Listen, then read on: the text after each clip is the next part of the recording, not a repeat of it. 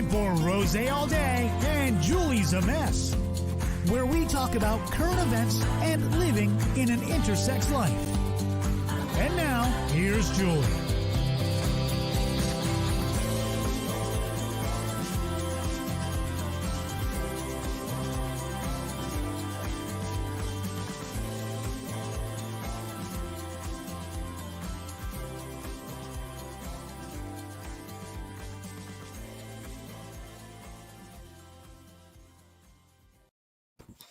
My 10th episode.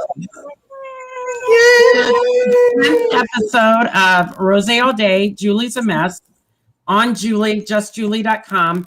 And tonight I'm excited because for the next two shows, I have a wine sponsor.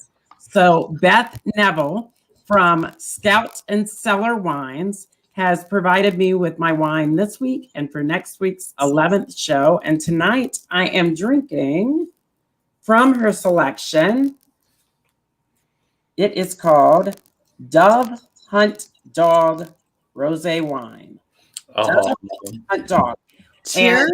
Cheers to Hunt Dog. Cheers. It is a 2020, but it tastes amazing. I said I wouldn't drink any wines from 2020 because I think they should all be thrown away. But maybe, you know, it's really good so far. I tried it earlier. And it tastes really good. Anyway, it's got a nice full body to it. It's very light and refreshing. It would be very easy to drink the whole bottle. I'm going to try not to today because I have to drive to Lincoln after this. But maybe it tastes better because it's in my Rosé All Day, Just Juleighs A Mess XX Wine tumbler, which you too can drink anything out of. It's thermally insulated, and you can find it on justjuleigh.com under the store tab. And how great is this? Put milk in it if you want to. I don't care, Capri Sun, but it does go really well with wine. And speaking of wines, let me introduce you to my guest this week. I used to call him Raphael. He's going by Rafa now. And then my good friend, Elise, I've been drinking already. Alicia. Alicia. Alicia. Everybody pronounces it different. Boyle. And Rafael Riviera, and we call him Rafa, and they are old friends from my Disney days. So, hi guys. Why don't you tell everybody first? I just told them we met at Disney, but you can fill in any blanks that we missed. How do y'all know me? Well, I remember meeting you. It's kind of got an echo. I'm hearing an echo. Are you guys hearing an echo? No, I mean, I don't hear one. My heater just came on. I remember working. That code for something that your heater just came on. My heater just came on. Go ahead, Alicia. I'm sorry. Go ahead. No, it's okay. I remember doing a set with you out in Liberty, the Liberty Square area. Yeah, Liberty Square. Hanging out with you. I think I did a couple sets with you out there.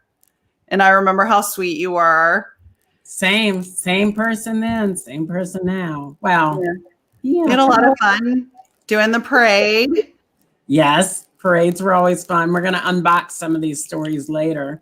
And then, Rafa, how did we meet? Actually, I didn't have the privilege of meeting you at the parks. I met you post. I left before the Mania parade, before the birthday cake castle monstrosity. I left right at that time. I met you through our Area 3 foundation that Alicia and I started with Helen, and we were looking at doing a character review telling our story as characters. And I was connected through you, through Alicia, and you did an amazing job at translating our music because we were going to do a parody on the Book of Mormons. Unfortunately, that never took off because we couldn't get enough people committed to the roles because it was a lot of parts. But I still have the sample of you doing the music, and I fell in love with you at that moment. I'm like, this person is so talented. Aww. Juleigh is so talented, and she came to our rescue. She totally did. Help us get that portion of our show together. So it was a lot of fun. I totally forgot that we'd done that together. I mean, I knew that we had connected through Area 3, but I just had forgotten that that's how. Like, but a lot has gone on in the last. Well, I think you caught wind that we were working on it, and I believe you volunteered your skills. And I'm like, what? She knows how to play the piano and sing? Okay. Juleigh has many talents. Rafa just learned about a new one, but we're not going to talk about that right now. No, this is a PG-13 show, correct? Sure. So that's how they met. And then why don't y'all tell us what you're drinking tonight? I'm drinking a rosé. Who's rosé?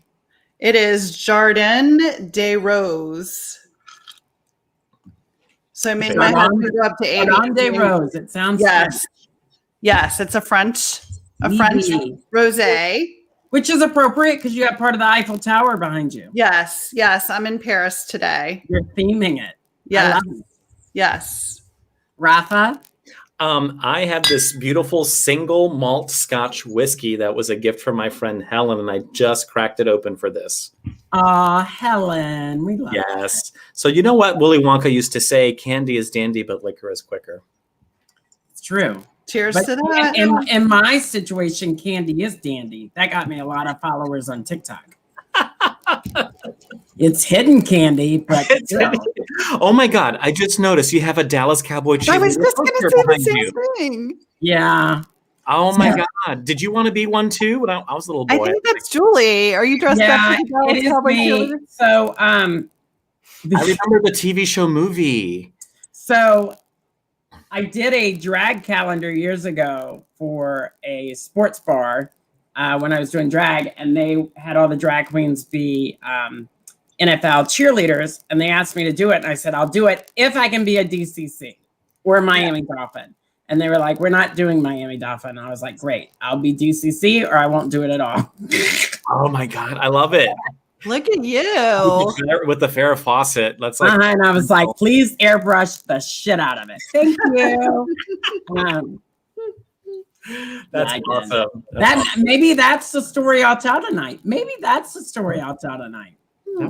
Thanks, guys, because I totally didn't have a story picked out for Juleighs A Mess. Maybe I'll tell that one. So we go into this part of the show. We start talking about current events, and because we've all been at Disney, and I had the pleasure this week. We're going to talk later about your podcast. What's it like? We're going to talk about that at the end of the show. But I had the pleasure and was invited to be a part of that this past week. So we did that. And then we were talking about all our Disney memories. So I thought, let's lead with this current event that Disneyland finally reopened after being closed. And I think all Disney parks officially opened after being closed for like 415 days, I think. Wow. It's crazy. I mean, y'all are both in Florida, correct? Yes. So what's it like down there, and what's the buzz been like down there? So Disney's been open for a while here, Disney World in Orlando, Florida, and they've just had restrictions. Of course, you wear a mask, and everybody I talked to that had visited the theme park said that they did a great job at keeping everything clean, spaced out. I think California, because I think they had a little bit of a more difficult time with COVID, having more cases, they decided not to open Disneyland. So I'm sure if they're doing everything that they're been doing at the Magic Kingdom or Walt Disney World here in Orlando, I'm sure, everybody said that they felt very safe attending the parks. And people are ready to get back to that. I mean, yes. We've talked about it all the time. I mean, that is really a happy place for so many people around the world. And so many people I know went because they were like, this is the time to go. I'm not going to have to deal with the crowds. So the one thing, though, that I did hear that was a little disappointing, not everything was open when people visited. Wow. So they weren't running all the shows that they usually run and everything like that. I had to pull up the numbers real quickly. Sorry I was so quiet, but just to kind of recap, even just Orlando alone, 28,000 cast members were laid off.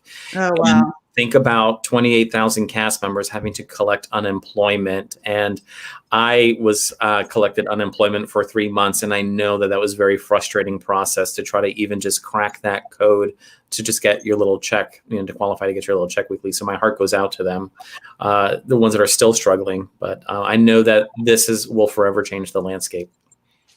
Absolutely. And I know that some of the other theme parks in the Orlando area have had new attractions open recently. I think Universal just had Velociraptor. Is that the name of it? For Velocicoaster open. Mm-hmm. I've heard good things about it. Hopefully Florida bounces back. Hopefully the Anaheim does too. But I think about California sometimes and think there's so many things going on within a small area of California that they won't hurt so bad.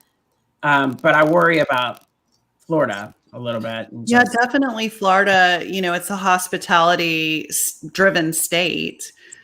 I work in events, and I haven't had a live event.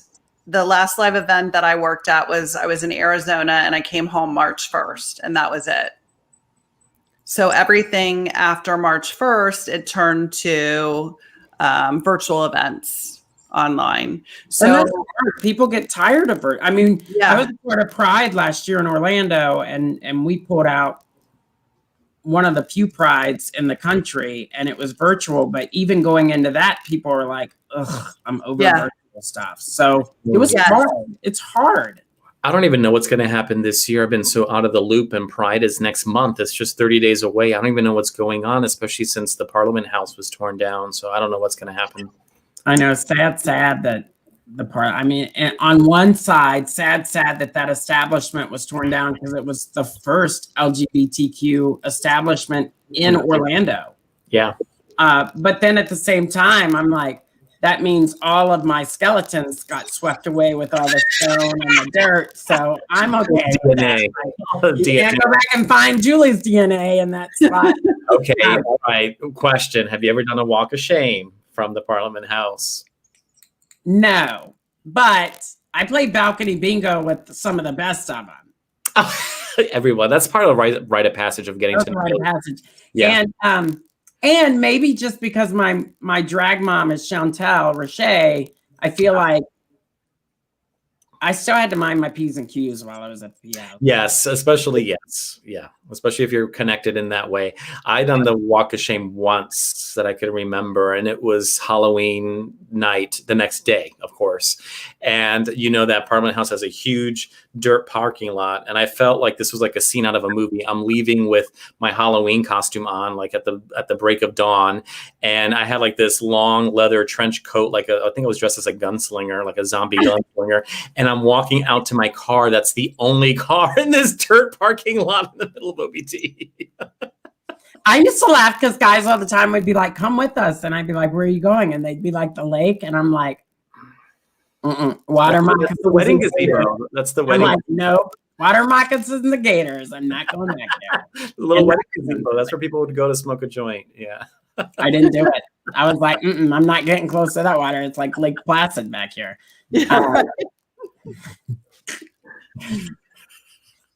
Okay, so let's see. We talked about Disney Open, and we talked. Well, some of the things I know they're doing for Pride next year. In June, I know that Pulse is doing a huge because it's been 6 years since Pulse. Yeah, they are doing a big event, and our friends Linda Gale and Andy Wright are putting on a show called one of the events. I think it's going to be like a week long. Straight Men, Real Makeup. Yes. Yeah. I was a part of that last year. I got to judge last year, and they had originally asked me to come back this year, and they were looking at doing it in August, but I guess they're going to do it during Pride now. And then Linda had written me and said, "Hey, look, we're just so afraid of COVID and people traveling." So, and now I'm having boob surgery, so it's not a big deal. Like, I'm like, woo, I'm still winning. So my pride will be getting these puppies lifted. Yeah. So, they do a great program in that. And to explain to people that are watching, if you've never gone or heard of it, they take straight men out of the Orlando area. They dress them in drag. The straight men perform, and then the money and proceeds go to the One Pulse Foundation, which supports getting resources and funding back to the LGBT community in Orlando, as well as different entities that were affected by Pulse 6 years ago. What's sexy than straight men in makeup? I mean, that's kind of hot. I mean, look, her brother often does it, Aaron. And, you know, he used to be a performer at Universal and Disney with us. And there are some hot men. The gentleman that won last year, his name was Lane Davis. I had the privilege of working with him at, I had the privilege of working with him at Dark Horizon in 2019. And then I saw him again last year and he won. And there's just a lot of talent. And it's just it's a testament to that if you have a performer's spirit in you, your performance will come out always. And it doesn't matter whether you're straight, gay, a unicorn. If you got talent, it'll show. Right. I was very surprised when I attended it, how talented and some of the performances were amazing.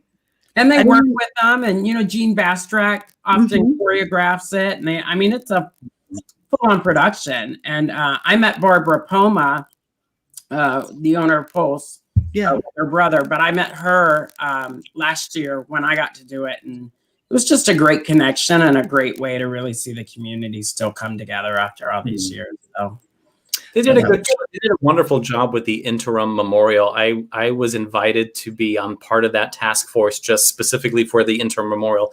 And that's not the long memorial that they approved that's going to get built. This was just, what can we do now to kind of clean it up? Because it was kind of dirty, they have rocks, and they needed to develop a process to clean up all the stuff that was left behind, but also be very respectful.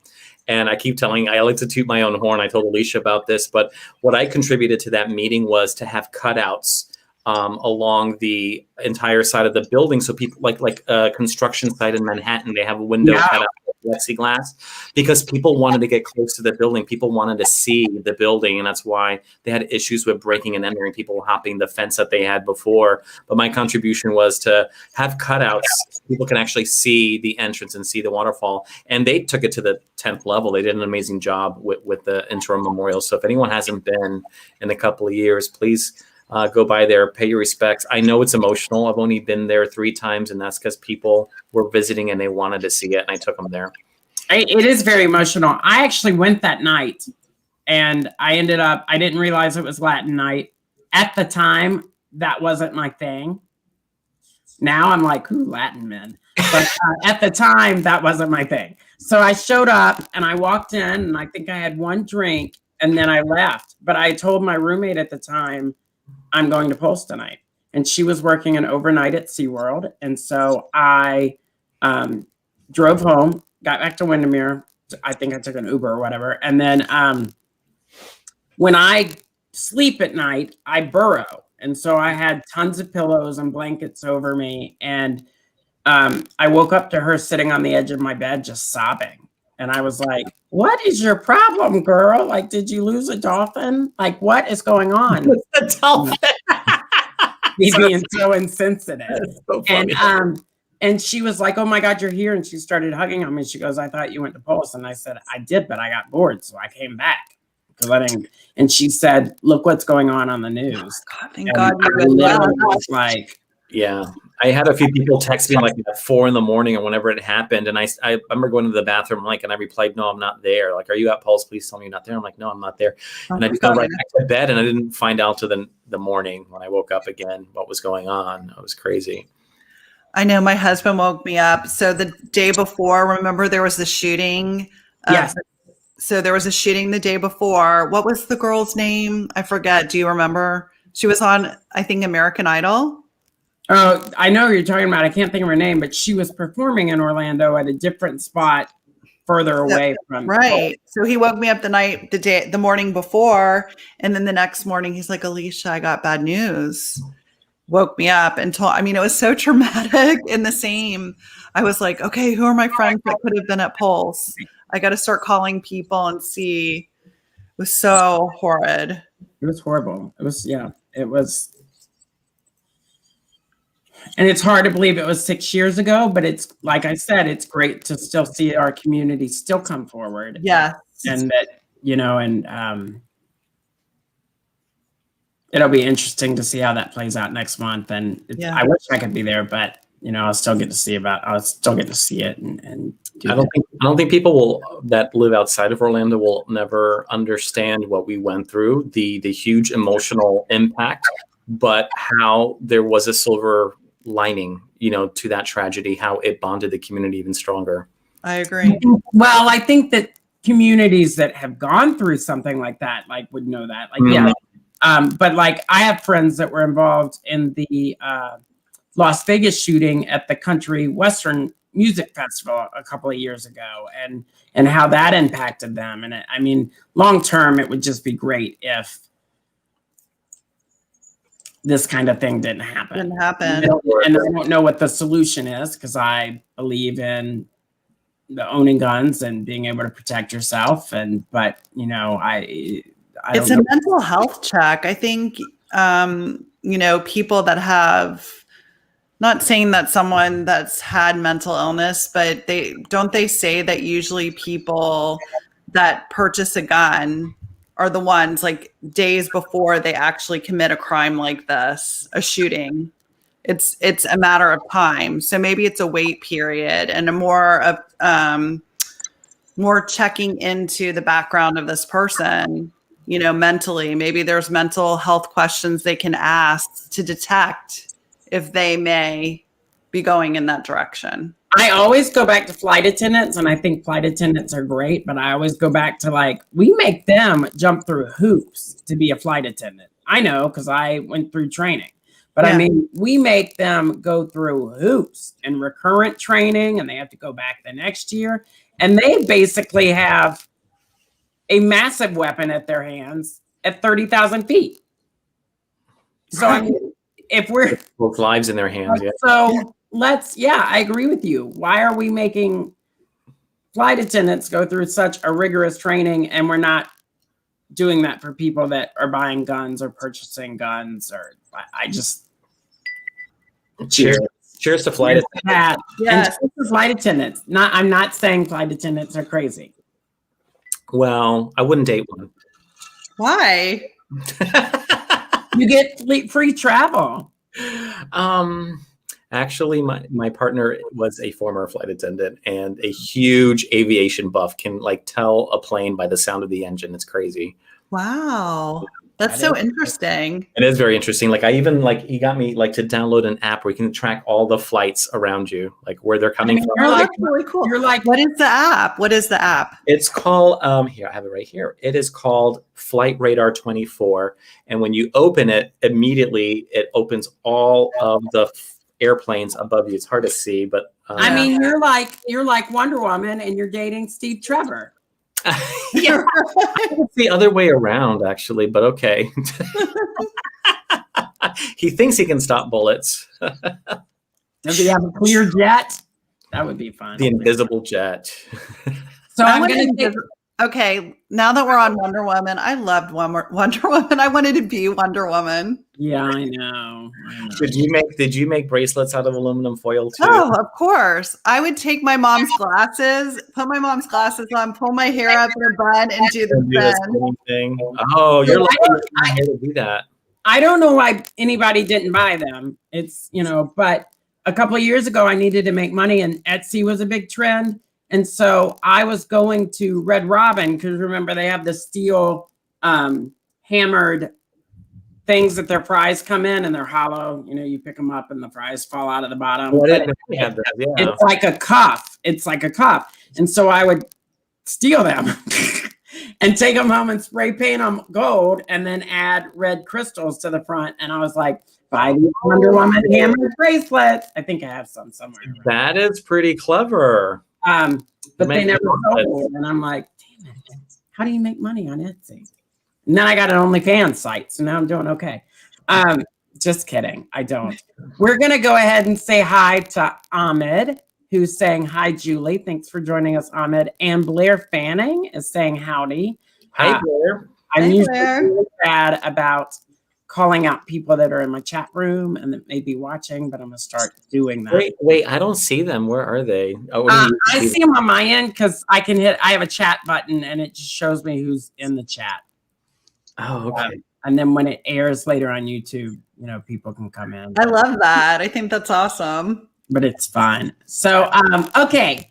We're going into the next segment, which is called Juleighs A Mess. And in this story, it's my 10th Juleighs A Mess. This is great. And only one person in the history of the 10 shows has come close on 2 occasions to finishing the story. And that was my friend Charlie. It also sounds like somebody just threw an Amazon package at my door. Woo! Package. I'm not going to go open it now in this podcast, but I was like, oh, it hit the door. So anyway, Juleighs A Mess. The way this works, guys, and this is the first time that I have 2 people listening, but the way it works is I will start a story from my illustrious past, which y'all gave me the idea for earlier when we were talking about one of the portraits behind me. And I will start that story. Midway through the story, I'm going to stop. It may be a little bit closer to the end of the story, but at that point in time, you guys, knowing how you know me and how we spent time together, you will finish the story. It's like Mad Libs. Kind of like Mad Libs. And then, and I mean, you're not going to win anything, but you get, if you get close, kudos. That means you know me really well. Charlie actually came close the last 2 shows that he did with me. So my friend Charlie, he guessed both stories, the ending. So, and we kind of played a little bit in your podcast. So I showed you what that was like. So we're going to start the story. So when I was about, I'm going to say 6, 7, I think it was about 7 or 8. We had to write an essay in school about what we wanted to be when we grew up. Then we had to read it in front of the class. Now, I got up and I'd written it. I was so excited. I'd worked really hard on it all week. I read my story, and this is what it basically, because they gave you the starter sentence. And the starter sentence was something like, my name is, at the time it was Bradford, so my name is Bradford. And you had to describe what you wanted to do. So I said something along the lines of, I want to be a role model. I want people to look up to me. I want to help people. I want to use my talent, which I sang even when I was a kid. I was like, I want to use my talent to make a place for me. Like, I'd said all these things. And then at the end, I said, I want to be Miss America. So the teacher was like, that's not appropriate. Yeah. And she sent a note home with me that said, you need to discuss gender roles with your child. And your child has to rewrite this essay and perform it next week or read it next week. And one of you needs to be present. So my dad went. I think my dad went. And the day that I had to do the do-over, my parents asked me that morning, they said, do you need us to read your paper? And I went, nope, I got it. And they said, do you need any help? And I went, nope, I got it. My mom's like, do you want me to proofread it? I was like, I got this. I got it. And go into class, and I look out, my dad's sitting like in the little like desk with everybody else. You know, he looked like Arnold Schwarzenegger in Kindergarten Cop. Right before he's like, it's not a tumor. But I remember looking out, and he's actually said since then, he was like, you always got this really mischievous look on your face whenever you were about to just run the roost. And he goes, I saw that look and thought, oh crap. What do you think I said in my second essay? I know. Do you know, Rafa? No, go ahead. You have to tell it like a story. You have to stand up and like act like you're Bradford and be like, all right. Hi, I'm Bradford, and I want to help people, love on people, be myself. and show everyone my talent. And my talent is I want to be a Dallas Cowboy cheerleader. Yay! I mean, Go Dallas! It is pretty. That is pretty spot. I mean, that's pretty spot on. Oh, that's awesome! I stood up, and my dad said he saw that look, and I said, I still want to be a role model. And he goes, but you're great. My dad said, you've always been great at like steering people the way you think that they want you to go. And then you drive it right off the cliff. And he's like, that's how you've always been with everything. Like, you're like, okay, everybody in the van, we are going and we're going and we're going. And like, I love it. That reminds me of like Toons is the driving cat from SNL. When you were a kid, did you guys ever see, there was a movie that, and that's, I feel like this is where it spoke to my heart. And we watched it in school and it was called Free to Be You and Me. I haven't seen it. So, is it Marla Thomas? Marla Thomas? Yes. So it's produced by her and it just talks about being able to be free to be who you are. And that type of thing always sung to my soul. So look it up and maybe watch it today. Yeah, I mean, I won't because I'm going to. I'm going somewhere. Not tonight. Well, Rafa, maybe I do watch it because I'm going to Pound Town and maybe I watch it and I'm free to be me. To adopt a puppy. With Pound Town. So that may be code. So with my dandy candy and my rosé wine. So the story was, I stood up in front of the class and I said, I still want to be a role model. I love football. And I love football games on Sunday.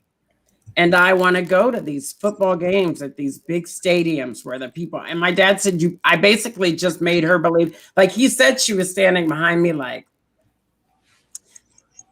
I wish she thought that I was going to say I wanted to be a tight end well, I am. So, I mean, some things, but he said you could just tell that she was agreeing that this was more masculine and fit the narrative and that you were going to say you wanted to be a Heisman Trophy winner.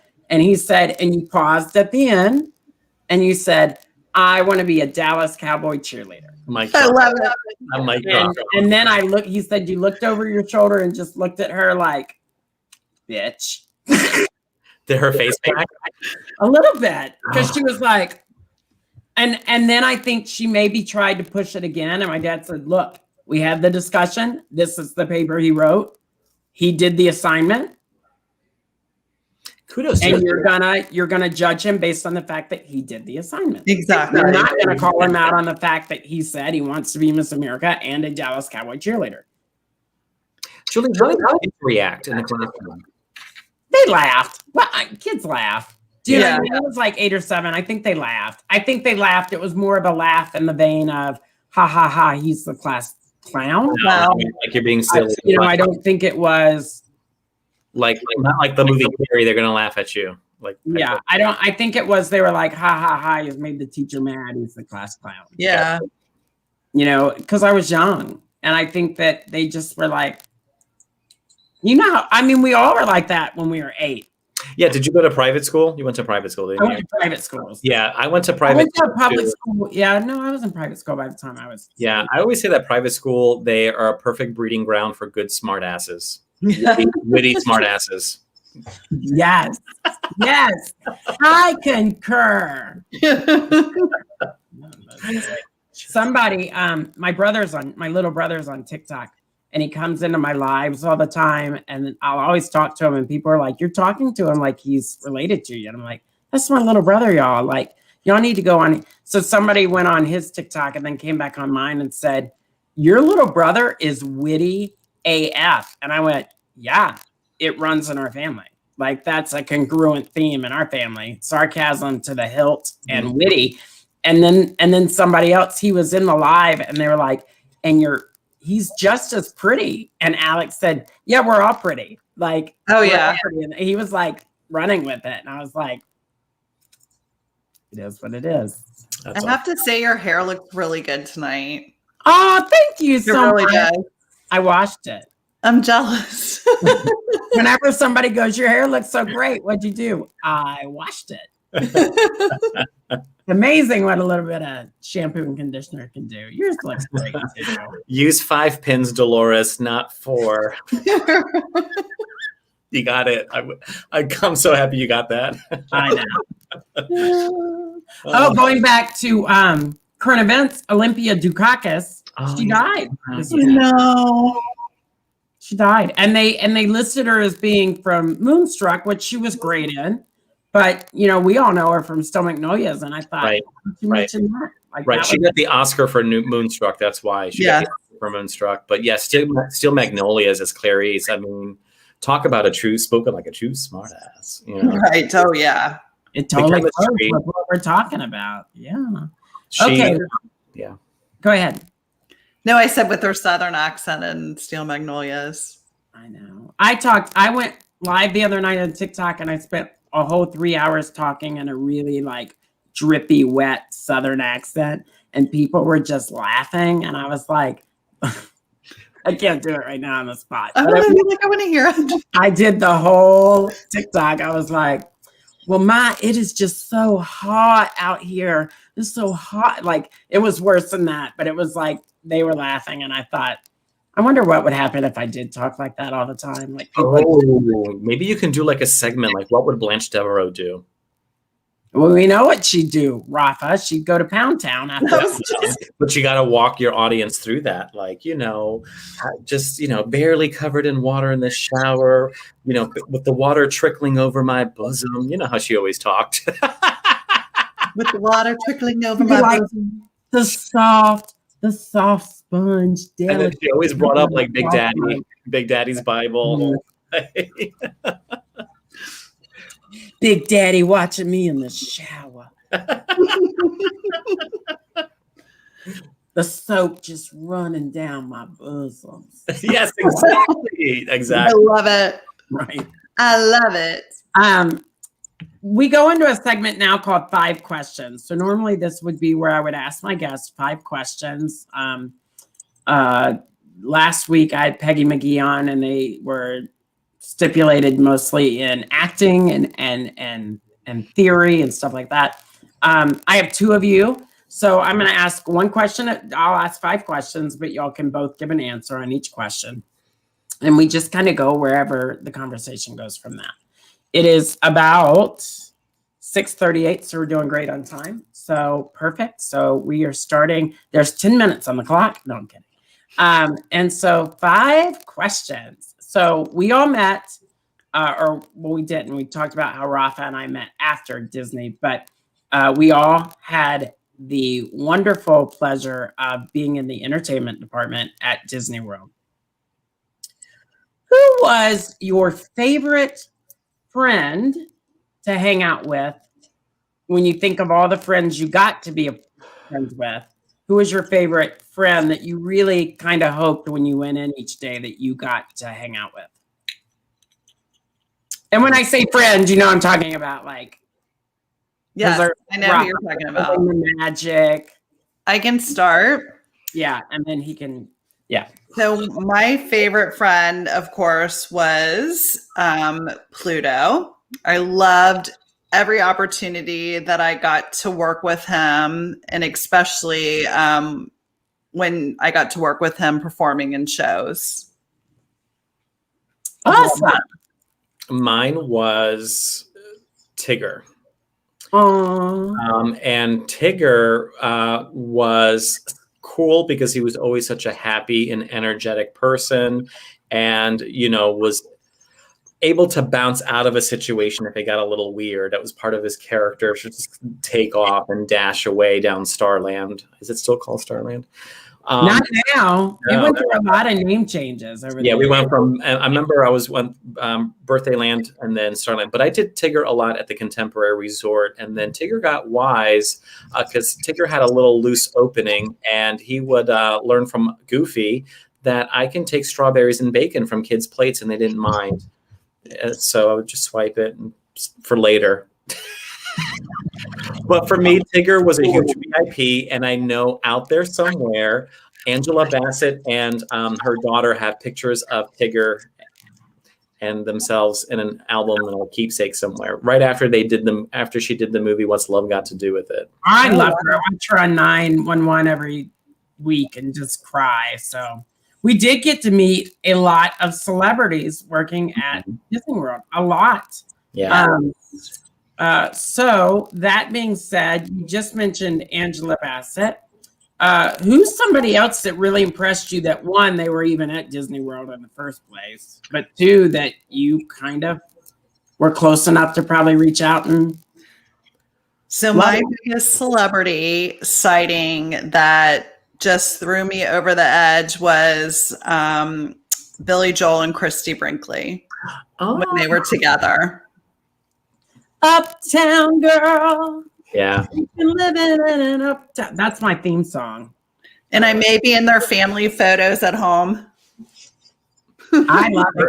Don't you wish for stuff like that? The absolute break stop. And I never got close enough, but they were always like 15, 20 feet away was MJ, Michael Jackson. Oh, yeah. Yes. Michael Jackson would just appear, right? He'll just come out of a van. He would be, the first time I saw him was at the production center. He was back there. They were kind of escorting him through the back way to kind of pop up somewhere else. And it was like, Michael Jackson. And then for me, where he was close enough that if it wasn't because I was driving a float, I was in Spectrum Magic in the Whirly Ball. And he was literally like 3 feet away, but he was looking at the performer and his face was lit up like a little kid. And then he had other kids with him. They were in like a little secluded area. And I thought, oh my God, how cool. How cool.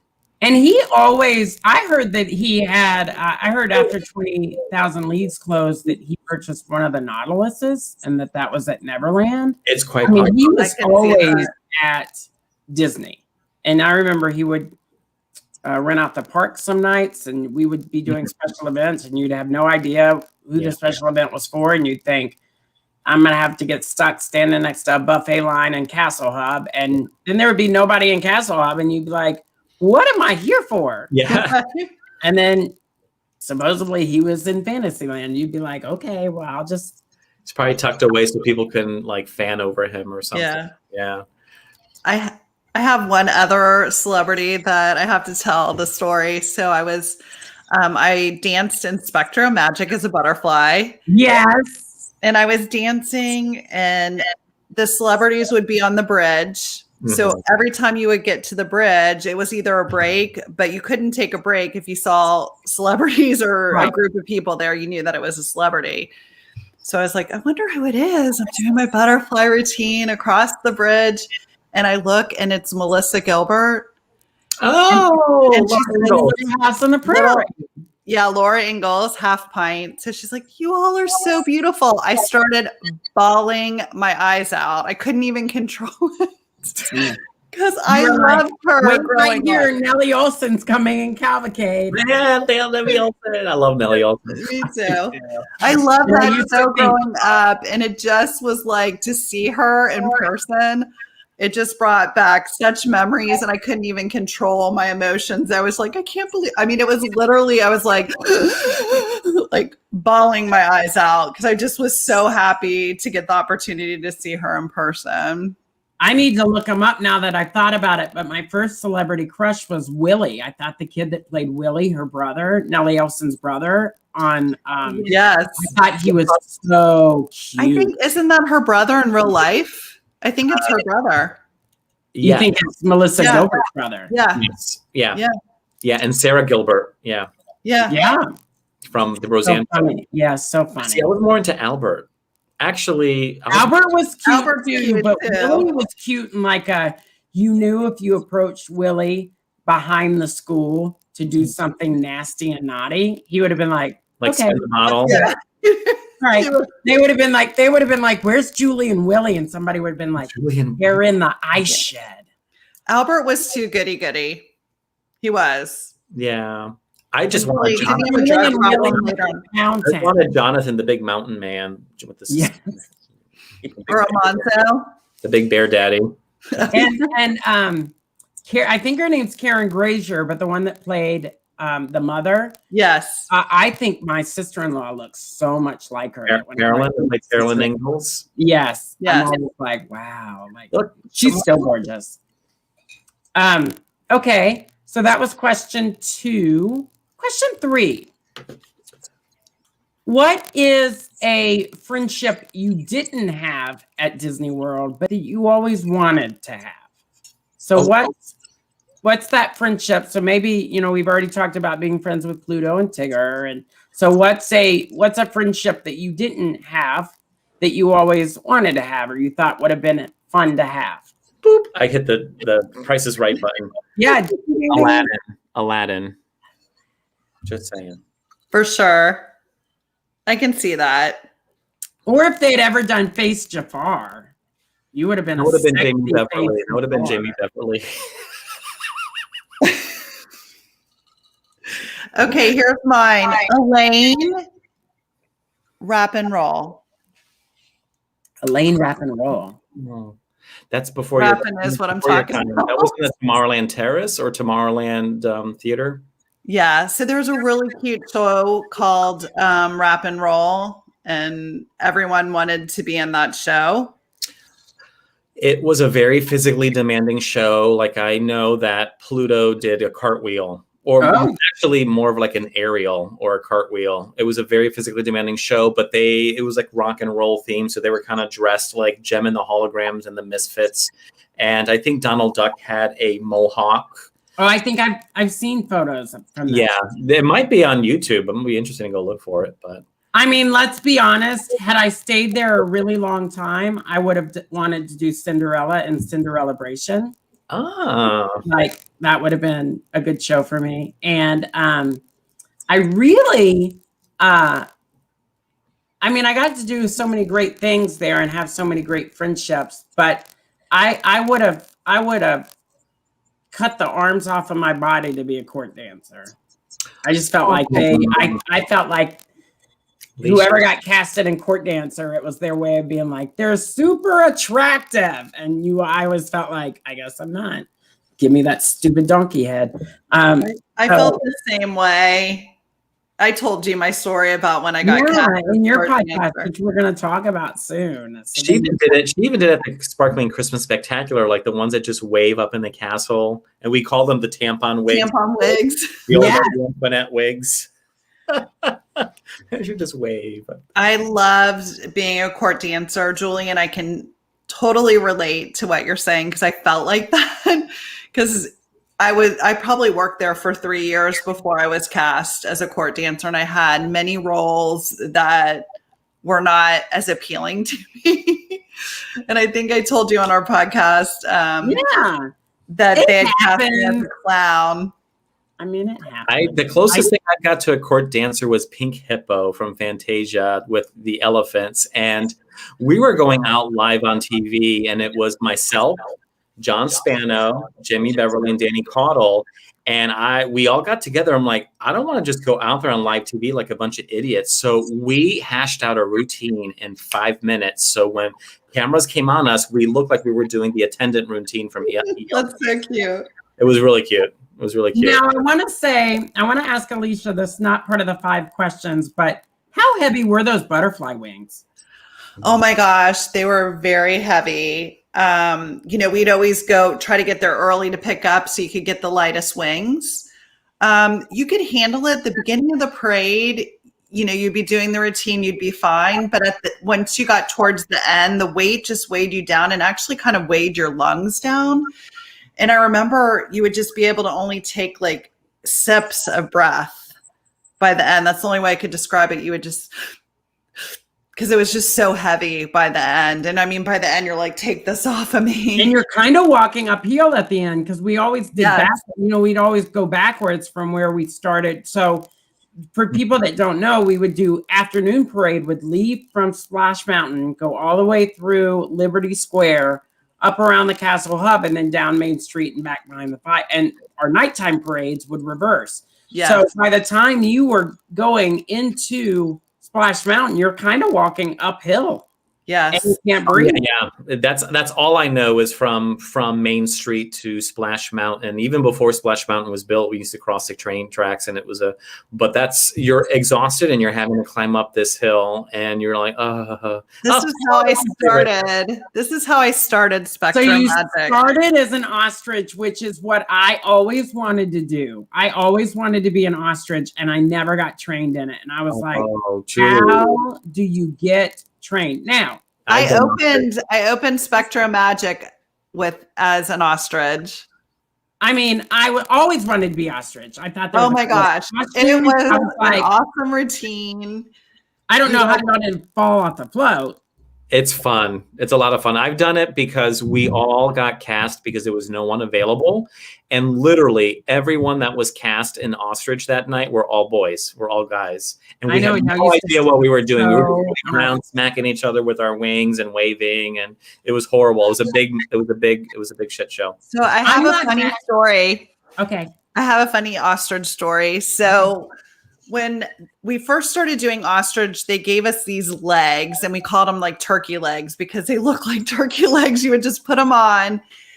And so we had one parade. We did 2 parades a night. So we had the first parade. So we were all sitting in the PC, the production center. That's what PC stands for. We're all sitting there waiting to go out for the second parade. So one of my other ostrich counterparts, she went to put on the legs. And during that time, a mouse crawled in the leg. Amy Wallenhurst. Oh my God. So she goes to put on the leg, and this little mouse crawls out, and she's just like screaming like crazy. And then we're like, no more ostrich legs. We're not wearing these anymore. And I think that's when they ended up kicking white tights and the big pink kind of ballerina slip. Yeah. Yeah. And they changed it to our real legs.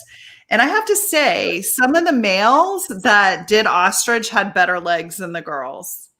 I think when I did it, we had the fake legs, the big emu. The big fake turkey legs. Yeah. And they're uncomfortable. They were uncomfortable. We would call it like Kentucky Fried, like we'd do that I can't remember. Do you remember that song? I don't know if I'm singing it right. But you made me think of the emu legs that they have in Frontier. Yeah, like where all the emu legs come from, the ostriches. Yeah. That's not this is not no. Maybe later tonight in Pound Town, but not right now.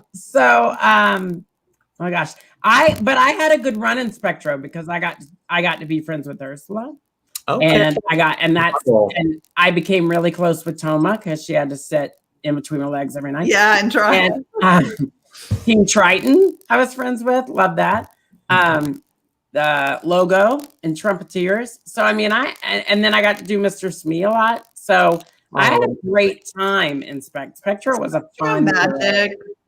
Spectrum Magic was just such a great parade. The music was great. I mean, Electrical Light Parade too. They're both fantastic parades. I mean, but could you imagine how great life would be if you had to go through your everyday regular life and every 5 minutes switch to all white? Color. I would do it. I'd walk in the mall and they'd be like, look how extra she is. Yeah. It is like that though. Definitely it was. Cool. Julie, you would have made a perfect blue fairy. That was like the first thing that went out in ELP, Electrical Light Parade. Google it. Oh, I could see that. I've seen it. That would have been so much fun. I used to be very familiar with that because, yes, it was an entire float that was their dress, and then you would perch up at the top and just wave. And we called ourselves the Pages, but we called ourselves the Blue Sperm because we wore blue tights, like little pages, and we would carry her cape. Yeah. Yeah. Paul Hildenbrand and I used to do that a lot together.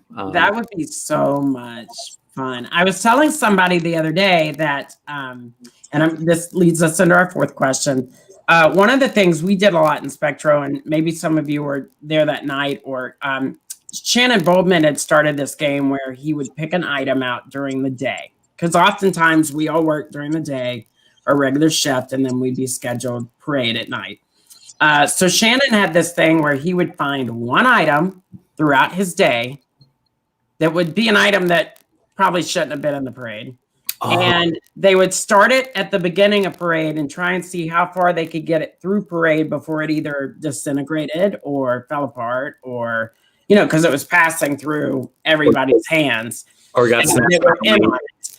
And I know one night it was a tampon. And by the time it got to Goofy threw it in his mouth and you watched the thing travel down his neck and it was getting bigger and bigger with sweat. And by the time it even got to Peter Pan, it pretty much was just a couple of cotton balls and maybe a loose string. But I mean, that particular night, Ursula got it and she was going over the bridge and she had to do something with it. So she stuffed it in her, I know from experience, but she stuffed it in her little float bra and the string was hanging out. And Rachel Slotsby was like, Ursula, you have a string hanging out. And I was like, foolish mortal. Then you have to throw it. You have to, because how are you, so like, did y'all ever do any games like that? And what do you remember? So can I tell you a story? I didn't do it in Spectrum Magic. I actually did it in a show. So we would do a ball of tape and pass it. We called it like Bungee Ball or something like that. So the start of the show, whoever ended up with the Bungee Ball at the end, lost, but we would pass it throughout the show. And no one would know in the audience, but we'd just nobody ever knew, right? Oh, that's a cool game. Yeah. I feel like we often had to do stuff like that just to stay engaged in what you were doing because it was so easy sometimes to just check completely out and be like, autograph. We did such crazy stuff. It was so much fun, especially over at Birthday Land. I mean, we kind of I don't know, we would have some really crazy things. We did April Fools with the lead Minnie's Next Door Neighbor. So one of the Minnie's Next Door Neighbors put on goofy eyelashes and walked out and said, "Hi, I'm Tammy Faye Baker. April Fools," and pulled the eyelashes. She almost got fired for that. Oh, she got in so much trouble. But we were, and we kind of instigated her. We had, just crazy stuff like that. So Mickey's Birthday Land, for those of you that are listening at home and have never been to Disney World, I actually shared with them in their podcast this week that I was doing Magic Music Days and was in middle school, and we went to Disney World to sing. That was where they would bring choirs from around and bands from around the country to perform at Disney. And the Mickey's Birthday Land, which also became Toontown and Starland and all these different lands after that. But essentially, it was always where you could find Mickey and Minnie and some of the VIP characters. And they would do a show. And so in Birthday Land, I want to say it was for his 60th. Is that not right? I want to say he was 60 when that show was. It was for Mickey Mouse's birthday. Yeah. Yeah, I feel like it was 62. 60. So you would go into this small tent and they had bleacher bench seating, and you would sit and you would watch a show about how everybody wanted to make Mickey a birthday cake. Yeah. And they would put everything in the cake. Pluto put a bone in the cake, and the chipmunks would throw springs and stuff in the cake. And at the end, they would put it in the oven, and the oven exploded. And then there would be a huge birthday cake with all the characters dancing on it. And Alicia, gosh. It's okay. I never pronounced it right. People on TikTok are like, it's Alicia, it's Elisa, it's Alicia. There's so many different pronunciations, so I just go with the flow. I'm like, I'll answer to anything. I'm like, Mrs. Boyle. Not that, though. Not that. Anyway, she used to dance on that cake, and I'm like, how did people not fall off that cake? I used to love that show. I loved that show. And then I ended up liking the afternoon show that came after that. Oh, yeah. With CJ. With Batwing, yeah. Darkwing Duck. Darkwing Duck. And the gummy bear. Don't you know? I would have been a good CJ. Oh, yeah. Don't you know? I am CJ. Don't you know? What was it? What was it, Julie? I know you know. No, I am CJ. Don't you know? And then it was I don't know. I also wanted to really be in the Barbie show. I thought. Oh, that was after I left. That was way after. If I could have gone back to Epcot 94 like this. Barbie. audition could for have been Barbie. Barbie. I I can see could have that. been singing up on that stage. You've got the look, the Barbie look.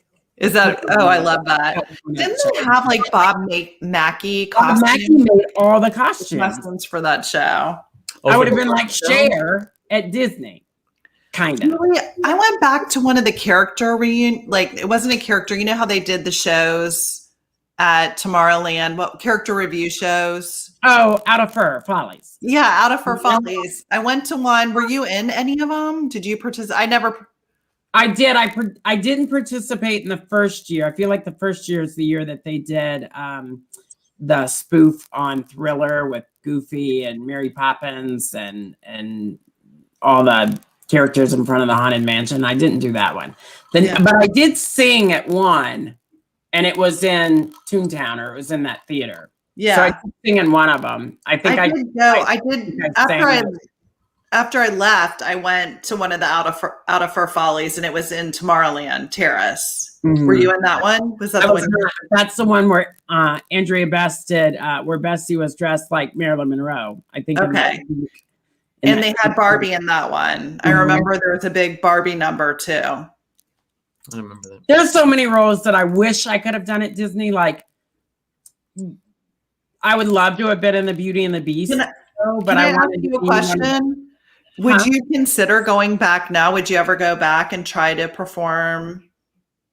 I think it would be a lot of fun, but as I get older, I mean, I don't have, because of the lupus and the osteoporosis and all the issues I have, I wouldn't be able to go back and dance. And and I wouldn't be able to, it would have to be a role that does not require a lot of physical activity.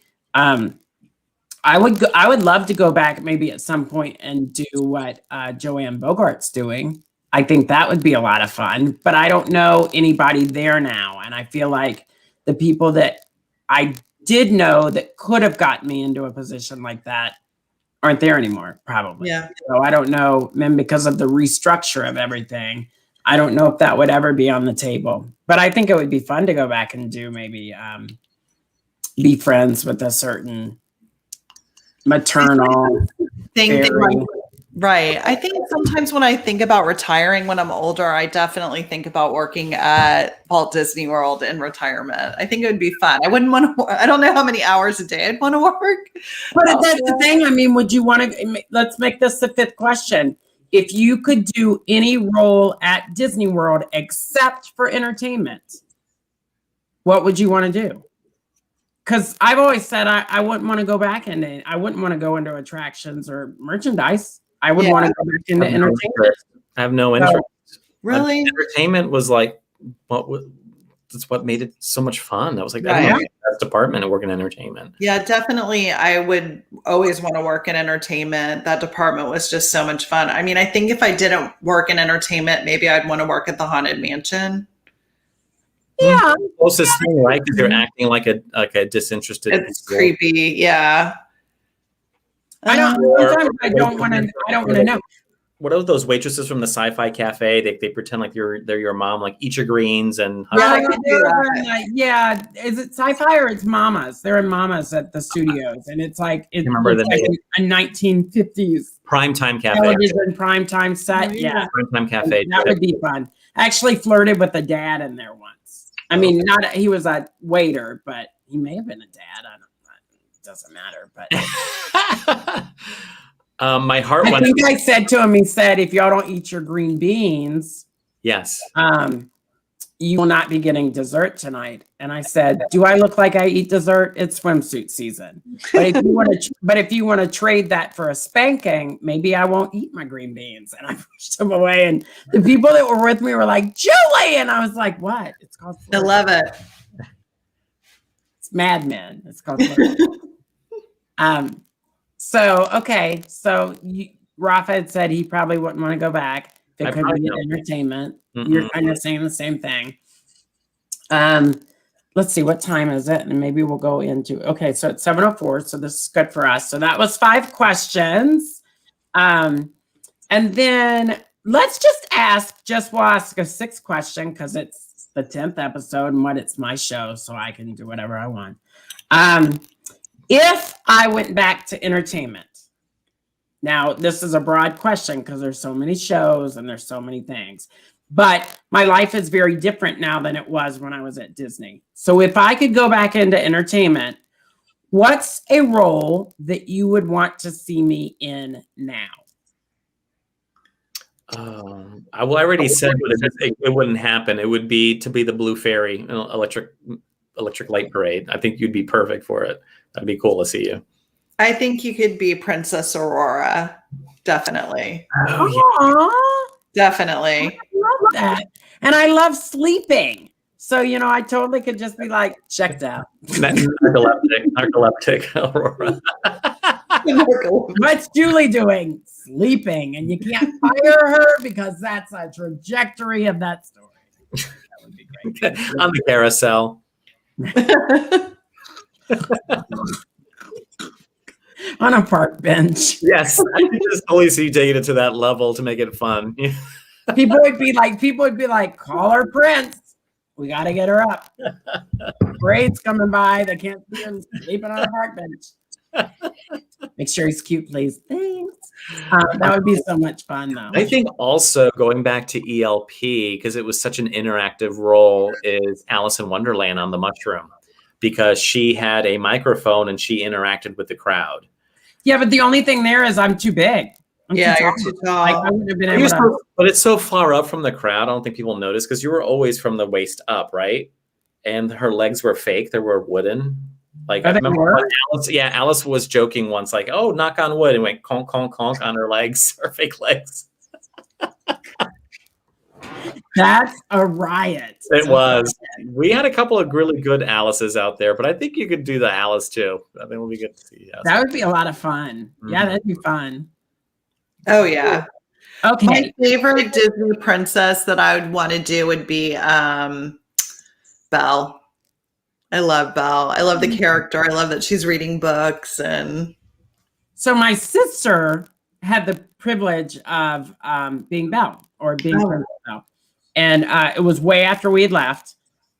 She actually tells a story about how she was getting fitted at face character auditions, and everybody was there. John Spano, you know how it was at face character auditions. You had the whole panel, and you felt like you were on a firing squad. She said somebody looked up from the table and looked at her. She was in Ariel. They had fitted her in Ariel too, and somebody looked up and went, "Whose sister is she? Oh my God, they look just alike." And she said for a minute she thought, I didn't know what they were talking about. And I assumed it was you in drag. And I thought, yeah, I don't want to be told I look like him in drag. She was like, that's not what you really I totally get that. Yeah.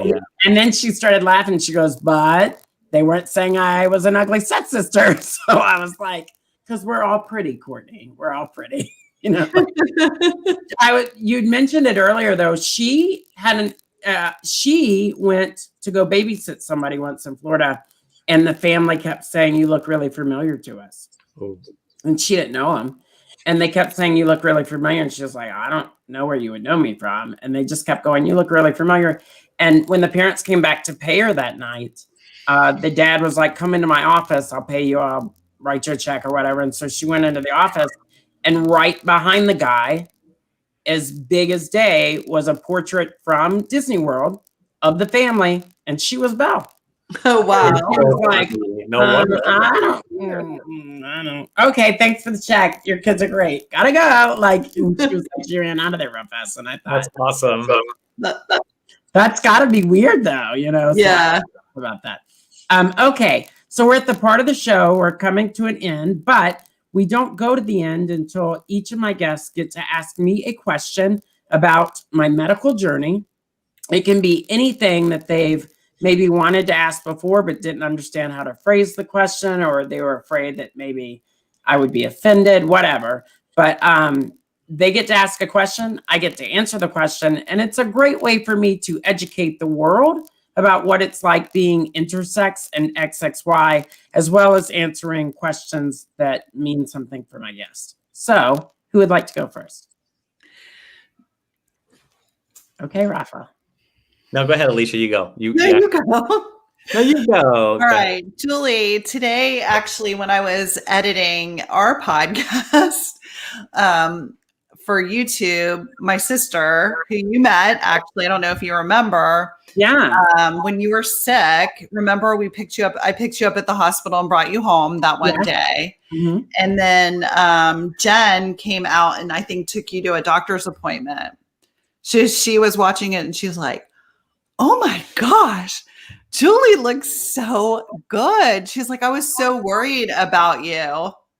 So was that kind of like the beginning of your healing journey or during that time? Do you remember? Or I think I was starting to go through the change. We'll say that yeah. it's very important. I often tell people, they're like, oh, you transitioned. I didn't transition. Being XXY and being on that spectrum, I've always been both male and female. But for my health needs, I have to swing to, or I needed to swing to the full female end of my spectrum. So that's kind of when that had started, yes. And I was still in Windermere, and I was, it was kind of leading up to that because I moved out of Windermere right after I really started going into my transition, because I was told that if I appreciated and wanted the friendship with the woman that I was living with to stay intact, we would both be fighting for dominance as I started to change. And I thought, it's her house. I don't want to lose a friendship. I'll move. So I did. But yes, that was around that time period. And that's, yeah. Well, she said you look fantastic now. Oh, thank you. Thank you, Jen. And healthy.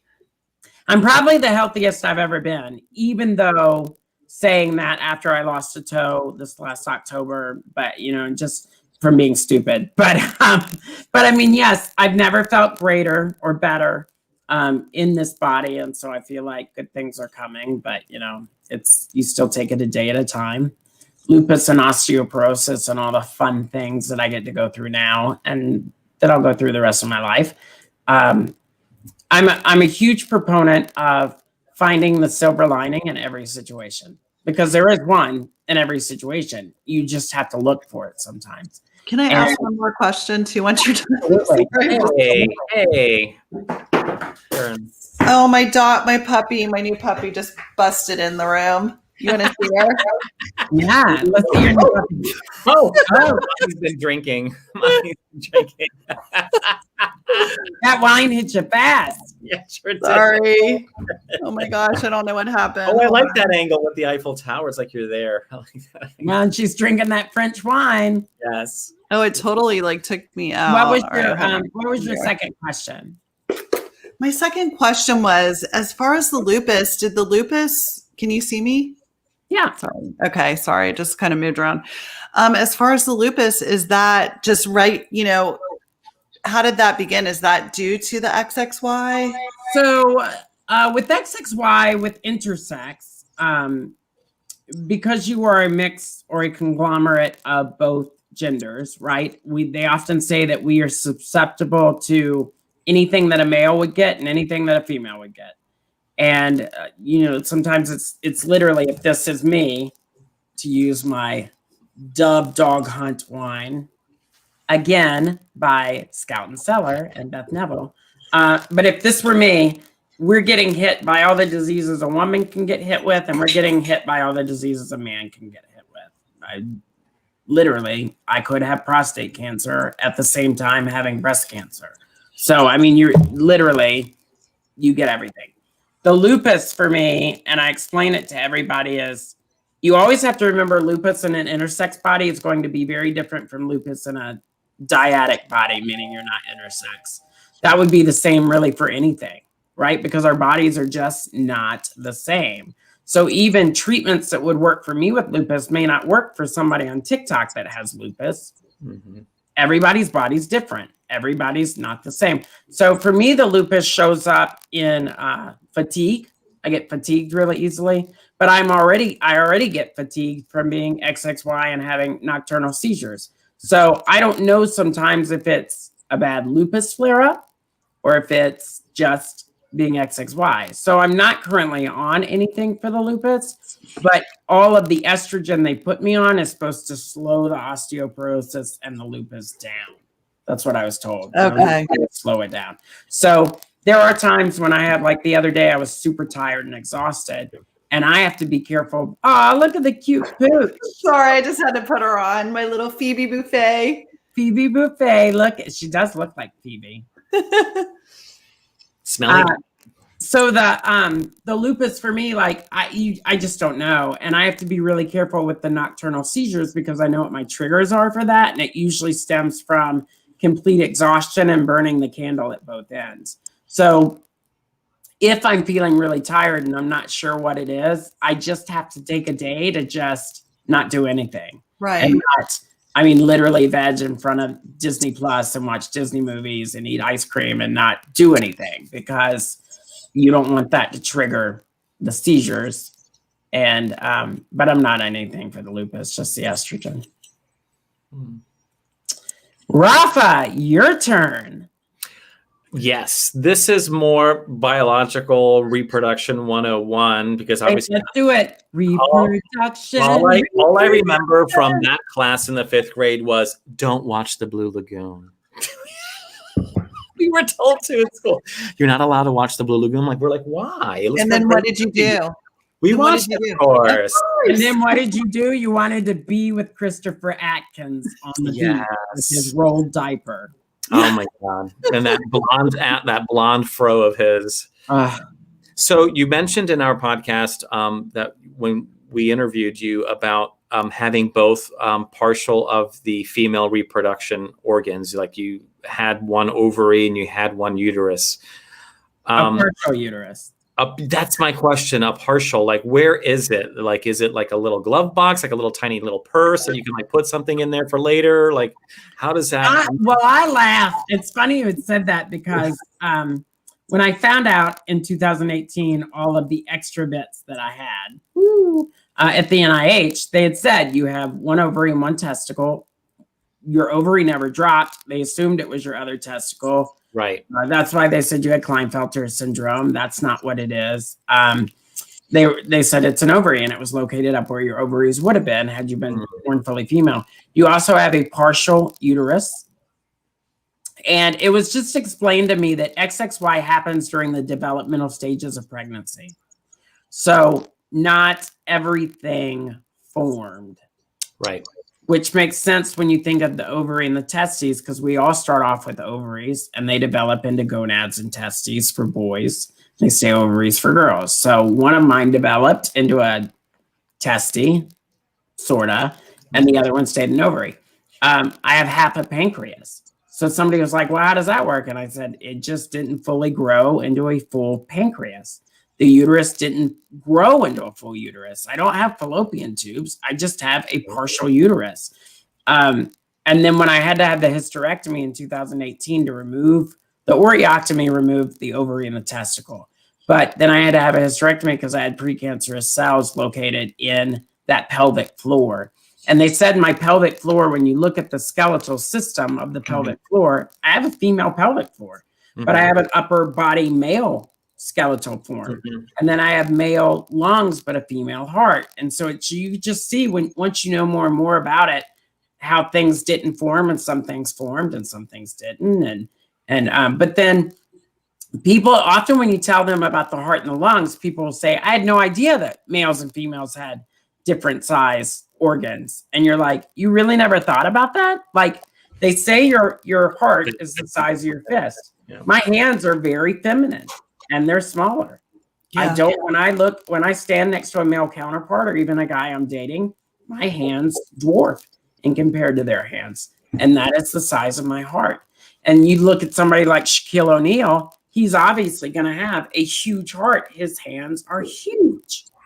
And that would make sense with lung capacity and everything else. So it's just interesting when people go, I've never even thought of it like that. And you're like, well, compare your hands to your husband or your boyfriend or to your best friend. If you're female, your hands are going to be somewhat smaller. Yeah. And if not, I mean, it's still pretty true that that's your heart size. So it's just interesting. It's funny that you said, is it like a little pocketbook? Because once I had the hysterectomy and I was finally able to stand up and take my first shower, I explain to people, it literally, and you can't explain it unless you've gone through it, but it literally feels like there's nothing down there.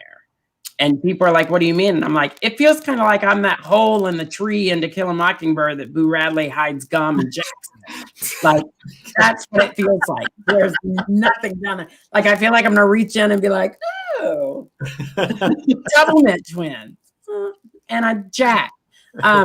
Because you're gutted. I mean, it just feels like you're, and it's weird because you stand there and you're like, I feel like something's missing.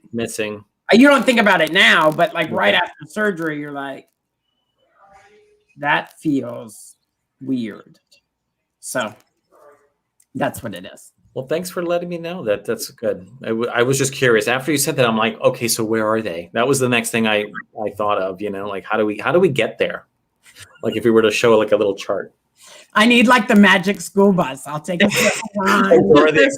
travel down, and they'll be like, that's different. Interestingly enough, my urologist who had performed the hysterectomy, the first day I was back in his office for a follow-up, he said, please tell me you're not going to go get vaginal reconstructive surgery. And I said, yeah, it was not. Yeah, no, I haven't even thought about that. I was like, my game show buzzer is enough.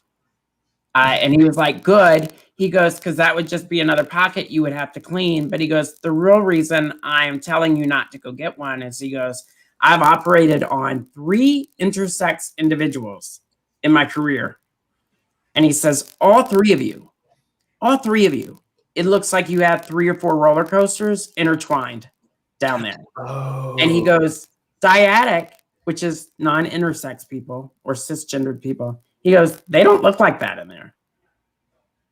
Oh. He said, you go in there and you know exactly what you're cutting and doing, and you do it and you tie it and you're done. And he was like, the 3 of you, totally separate cases, but he goes, you look like you have 3 or 4 intertwined. And he goes, one wrong snip from anybody that doesn't know what they're doing, and you could be in a colostomy bag the rest of your life. Yeah. Wow. Yeah. And so he goes, don't get it. He goes, then I'm going to tell you something. This ties into Pound Town, by the way. But he goes, then I'm going to tell you something that is really important that you should know. And my urologist in Orlando, if anybody needs a hot male neurologist, because sometimes you go to the doctor and you're like, ugh, I got the old one. Like, if anybody needs a hot urologist, he's in Winter Park. You can tell him I said hi and I referred you. But his name is Dr. Jordan Steinberg. And he is gorgeous. And he leaned over in my ear and he goes, I'm going to tell you something my wife and I tell all our patients. And I said, okay. I think he maybe thought I had never heard this before.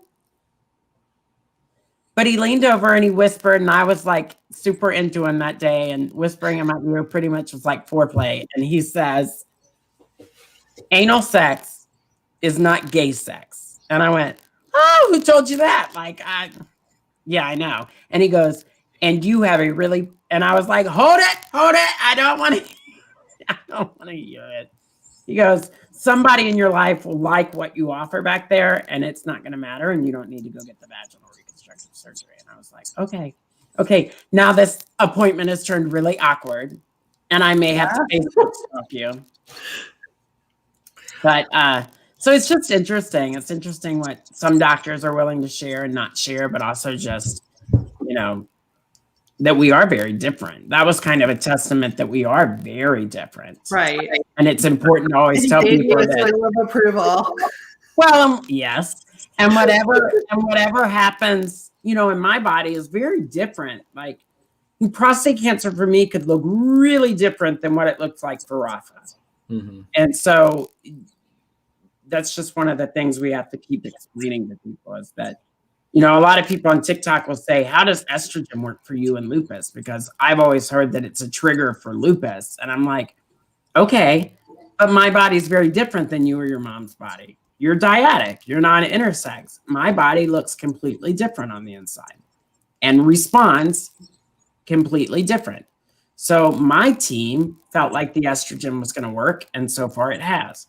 that's not to say it would work for you because your body's different. So that's just kind of one of the takeaways from that. Guys, let's talk right before we end because we're right up on that moment. We're about 10 minutes over, and that's okay. It's my 10th show because we're having a party. Tell us a little bit about what's it like and your joint capitalism of your podcast. Well, what does it feel like is something that I've always wanted to do. I'm somebody that has a lot of empathy for others. And I always felt like it would be interesting as an actress, you're putting yourself in somebody else's shoes when you take on that role. So I felt like this was a perfect way to be able to tell other stories and hopefully let others feel what it feels like to walk in someone's shoes.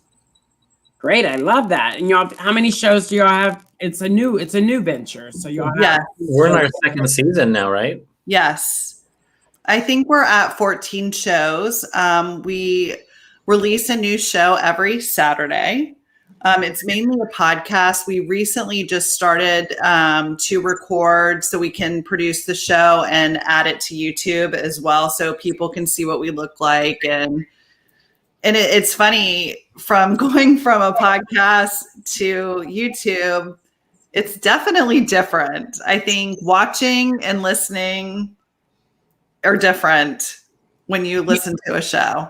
And y'all did it kind of different than how we started it at Just Juleigh, which is we started on YouTube and then we rip the audio every day, or on Wednesday, the audio gets ripped from this and we'll go to Spotify and iTunes. So we started as a video and it's got to be different to see it as you were just explaining. And then there are days when you're like, ugh, Tuesday's coming up. I got to pick out an outfit and look great, for the show. And you're like, I wish it was just audio sometimes, but you wouldn't get all of this. You wouldn't get the wine tasting and the laughter and the joy that we tell from our stories. So I think all forms of storytelling are really important, especially visual storytelling. So I'm happy that y'all are doing that.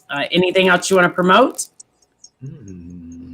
Rafa is starting a podcast, and I'm starting my own podcast to help with my other business. So I do performance consulting in the customer service and service culture realm.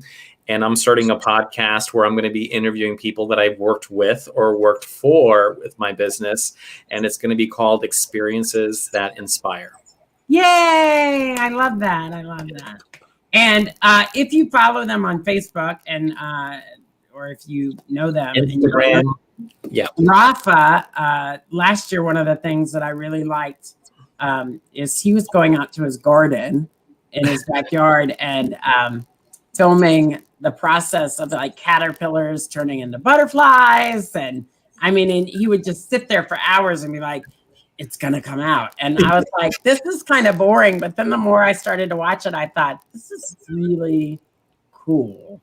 And because it's things that we've gotten away from, and that in this world, we're so quick to like want to push fast forward or get to the meat of something. And it was really cool to just sit there with him and watch evolution and kind of the cycle of life happen. And I remember you there watching and commenting. I remember using the term transformation, and that's what the miracle of caterpillars to butterfly is. They literally, their body liquefies in that cocoon and it completely changes into something beautiful.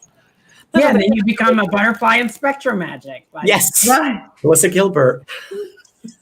So guys, this is going to be the end of our show. Thank you so much for joining me for the 10th episode and talking about Disney and enjoying scotch and wine and just being there with me. I had the privilege of doing their podcast last week, which I think they just released on Saturday, and they're doing this one for me now. And just love my family and love my Disney family and everybody that's always supported me. But please join me next week as we try the other rosé from Beth Neville and Scout and Cellar. And we're going to go ahead and finish out this show. My guests are going to join me behind the scenes so I can say goodbye to them. So they're not going to leave just yet. And everybody have a great week. And just remember that the silver lining can be found in every situation. It's just up to you to find it. And love you all. Thanks for being with me for 10 episodes. And here's to the next 10. Bye, everybody. Bye. For more content, follow justjuleigh.com. That's just Juleigh, JULEIGH.com. Thank you to our guests, and thank you for joining us this evening. Join us next week as Juleigh tries a different rosé.